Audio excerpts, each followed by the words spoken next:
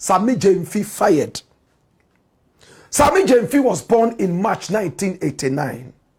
He's a lawyer, very brilliant. Sammy Gyamfi is a gentleman I admire a lot. He worked so hard to bring his party into power. And I'm talking about the NDC. Kennedy Japan has said this time and again, that if there was one member from the NDC that he would love to poach to join his party, the NPP, it would be this gentleman here called Sammy Gyamfi. Sammy Gyamfi is a young man born in March 1989. He is a lawyer by profession and a politician by choice. He is a guy overly brilliant, and when he communicates for his party, it looks like nobody can ever bring him down. He has the ideas, he knows how to communicate, and there is no question Sammy Gyamfi cannot answer. He has moved from one radio station to the other, one TV station to the other, communicating his party's ideas in the past. So when his party came into power, there was no naysaying about the fact that he had to hold a certain prominent position. He was the communications boss of his party, deputized by my very good brethren and friend, Wan Malik Basintali. My brother, my sister. In the office of the communicator for his party in opposition, it was more than just perfect. It was beyond perfect how ideas were communicated, and they became a very fierce group of communicators from the NDC that nobody could ever defeat. Any show that Sammy Gyamfi attended on radio or on TV, the communication was one-sided. He had all the facts and nobody dared bring this man down. It was a competition of ideas and how fluently those ideas could be communicated. His party came into power again under John Dramani Mahama, and immediately there was something that was created, an equivalent of the cocoa board. This time round, not cocoa but gold, so GoldBod. Whatever the cocoa board was doing, the GoldBod was also supposed to do that and even more using gold. Galamsey became the order of the day. So GoldBod stood up, boot for boot, to fight Galamsey in his own way, using policies and more. Sammy Gyamfi became the boss, the director general, the CEO of GoldBod, Ghana GoldBod. Come here.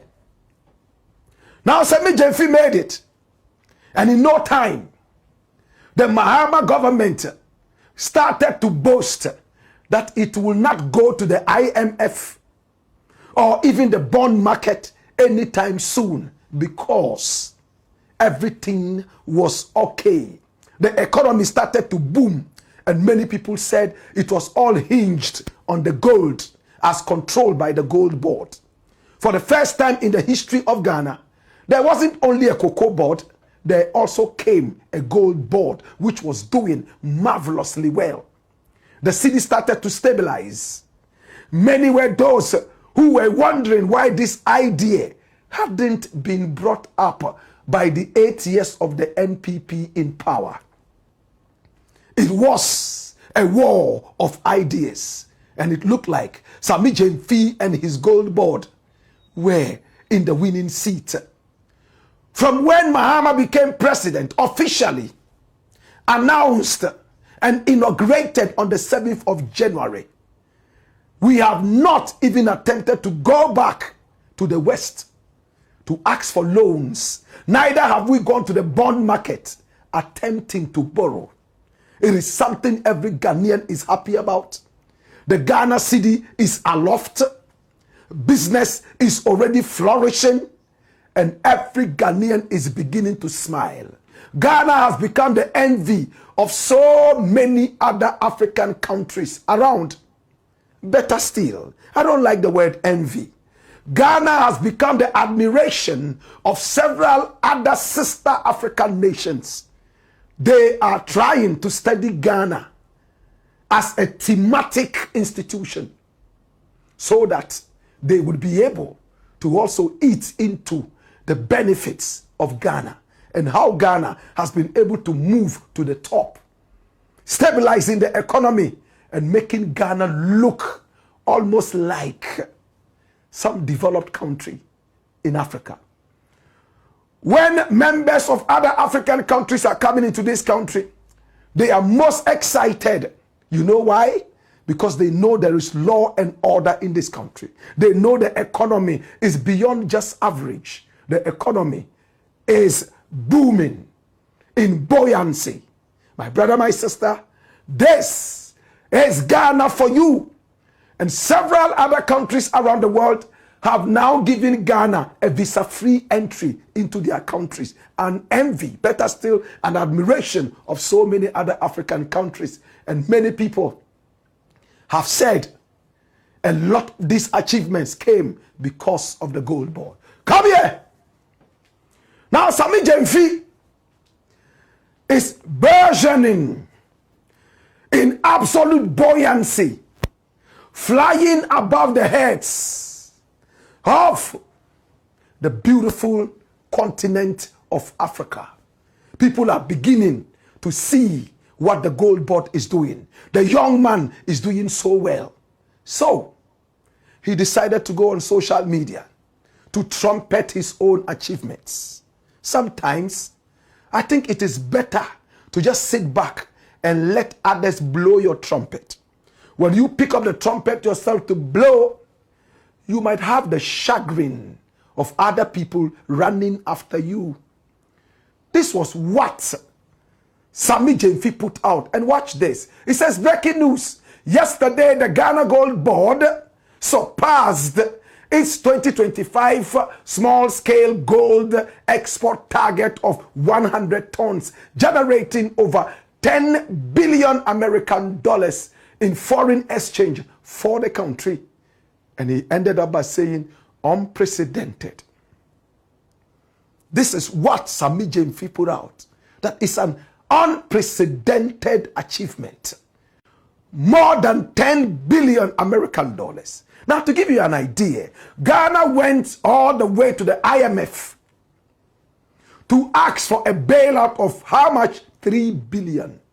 And it crashed our economy. Our economy fizzled into thin air.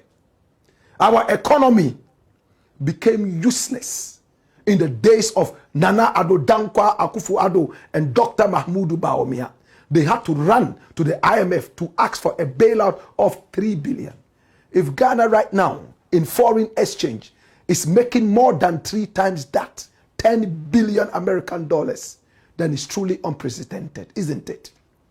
But a brother of the late president, John Evans Atta Mills, who so many people loved when he was president. In fact, he was called Asumdweyene, the king of peace, because he was always preaching peace.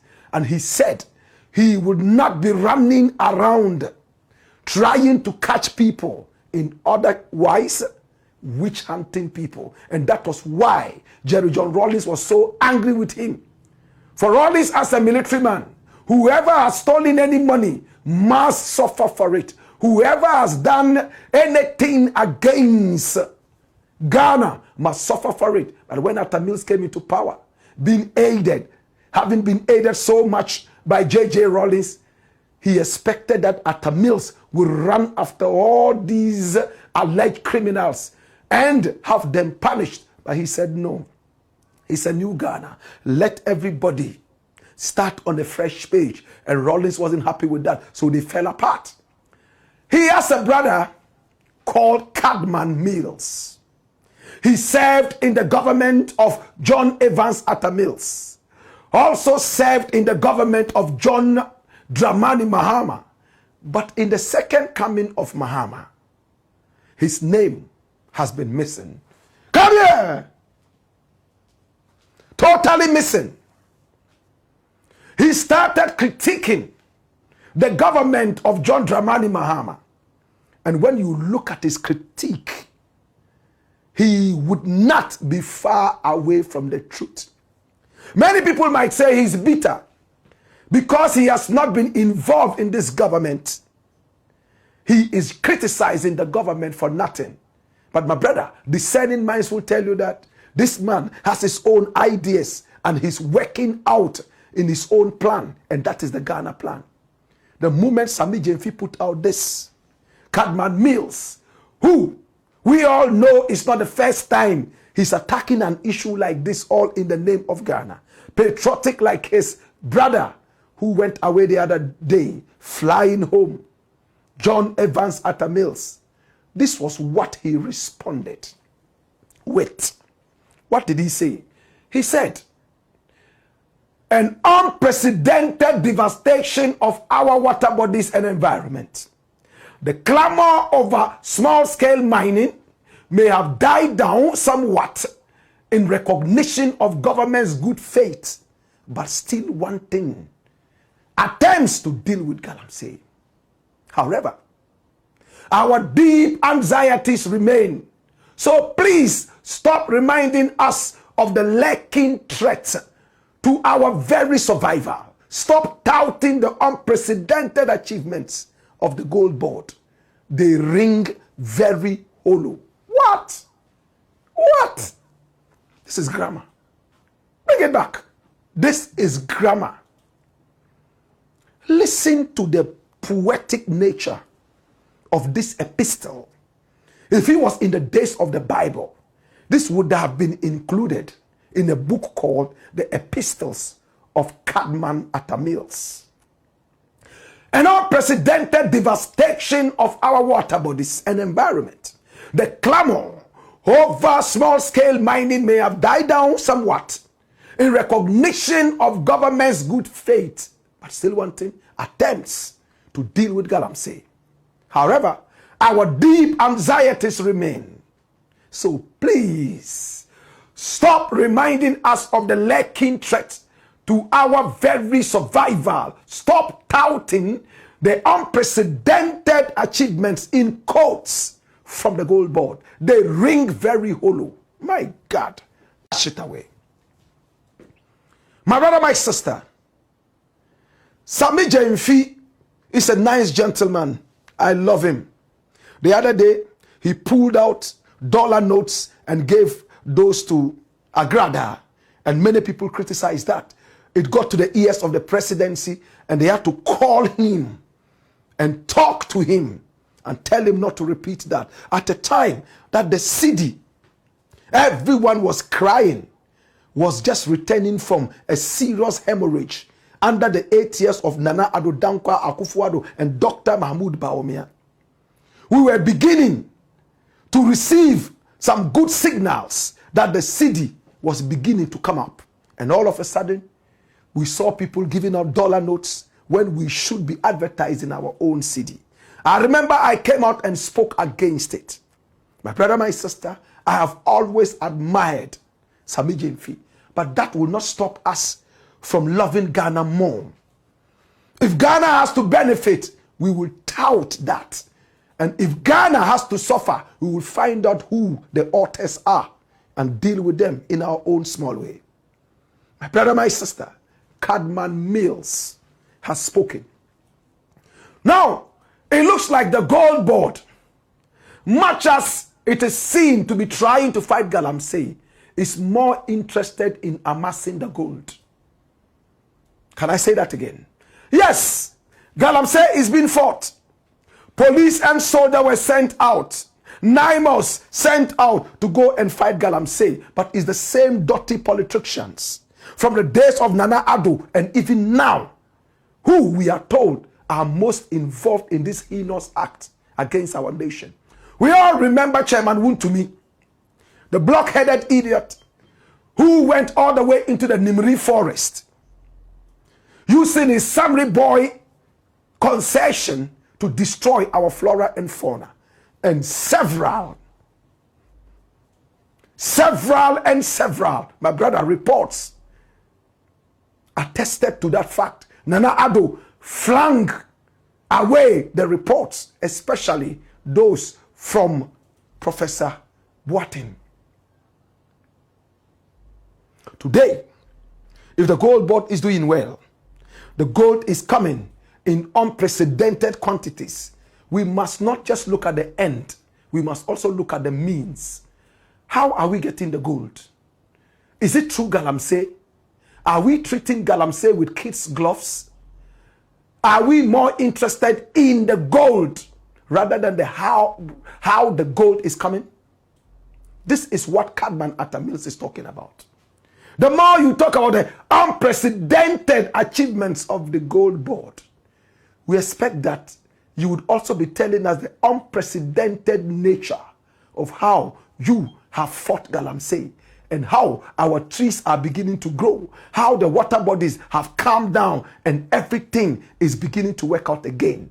But when you look at one side of the equation, the amount of gold you are getting, and not looking at how much the environment is degraded, then you are touting a hollow ring of an achievement. Hallelujah.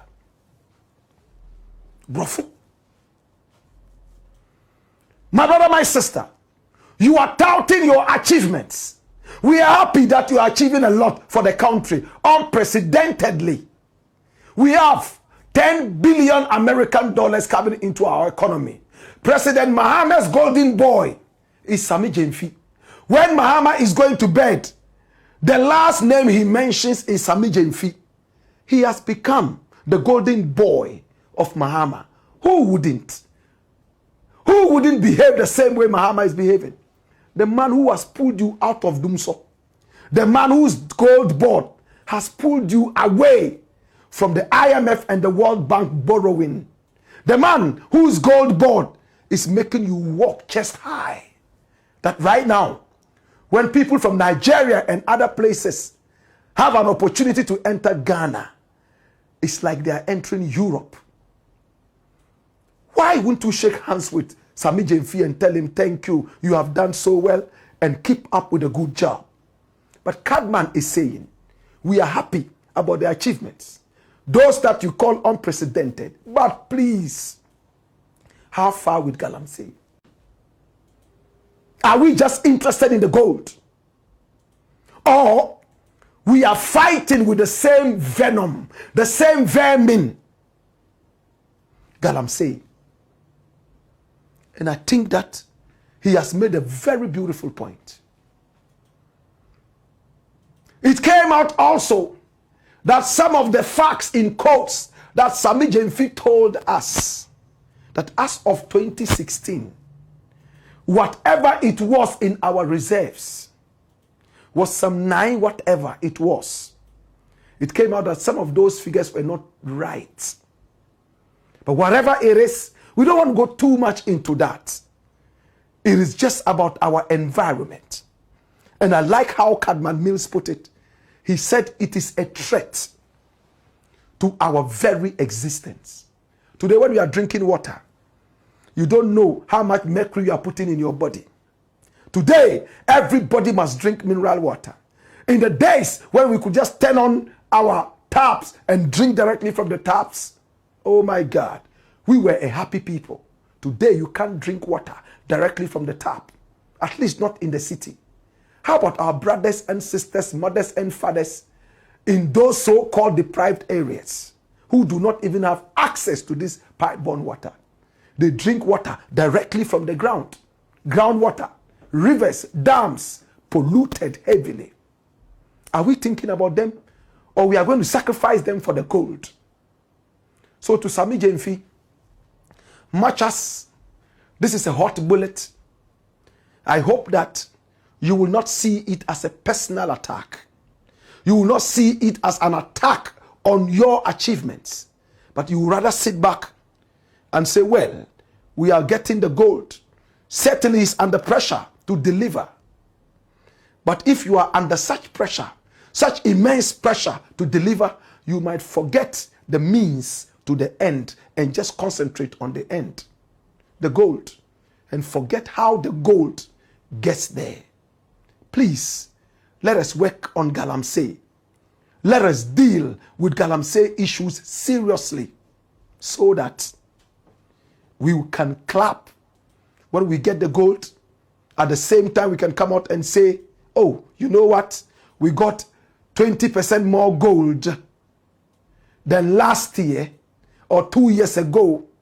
And now our river bodies, water bodies are clear and cool. Trees are beginning to grow. Animals are running in the forest reserves and all that. There is no mining in any forest reserve in Ghana. That we can applaud. Don't only talk about the gold minus the means to the gold. It's the Blakk Pot, aka Koko Shonemo, where we speak truth to power.